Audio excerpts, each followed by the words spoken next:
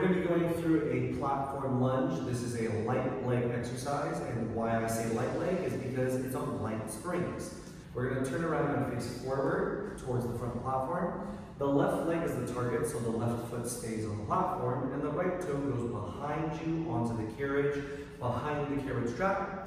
If she were to need to modify, she would move her toe very forward, closer to the edge of the carriage where the springs is. And if she wanted to intensify, she can move her foot all the way back to 1.5 or further back, but we're going to go ahead and move it towards the strap to make it somewhere in the middle.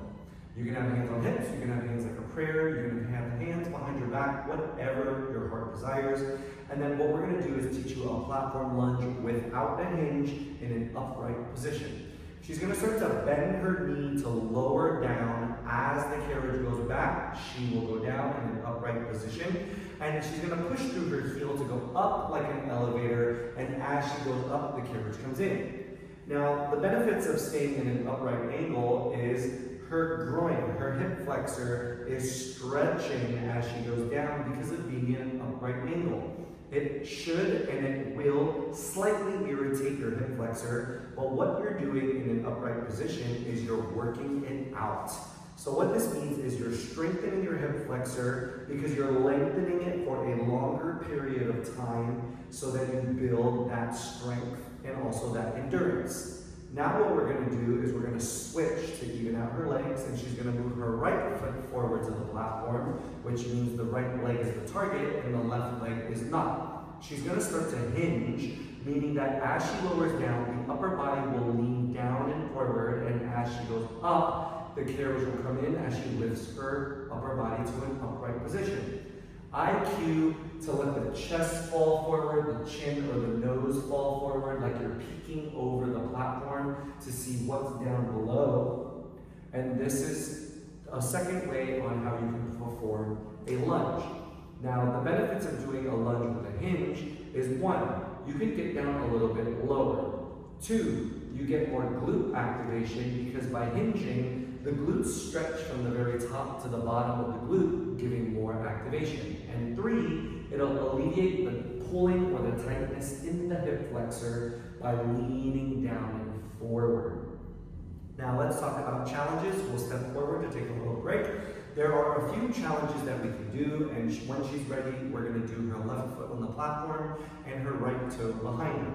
What she's going to do is lower into a lunge in a hinge with support if needed with fingers on the bar, and because if she used her palm, which I'm going to have her do, it sinks the chest forward and people may tuck their chin. So fingers, fingers, fingers.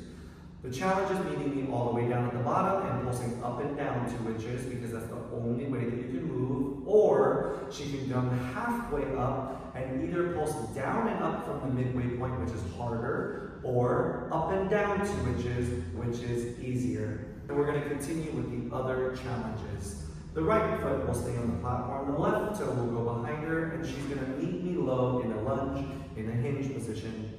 With more weight in the front foot, she's going to bend her back knee forward, and she's going to lengthen her leg back. The carriage comes in with the bending of the knee, and the carriage goes back through the lengthening of the leg. I say do not drag the carriage in with the toes, do not push the carriage back with the toes. All the weight is in the front foot on the platform, focusing on the bending and the lengthening of the leg. And this exercise or challenge is called a back kick because the back leg is kicking out and in. She's going to bend her back knee forward into a 90-90 position, and then she's going to lower the right knee 2 inches and push through the left heel up 2 inches. When they understand how to move up and down, I will give a level 2 cue by saying stop pressing through the toes on the carriage, but press through the heels of the platform to go up and lower the knee down on the right leg so that you get more activation into the target leg.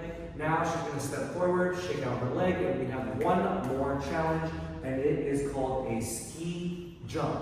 It looks like you're skiing because you're pushing 2 skiing rods back. And when she's ready, she's going to choose whatever leg she prefers, and she's going to meet me low, and it has to be in a hinged position so that the upper body is in line with the back leg. She's going to bring her arms behind her, palms up, and her arms are going to go up and down. Slow, medium, or fast, it doesn't matter. I like slow.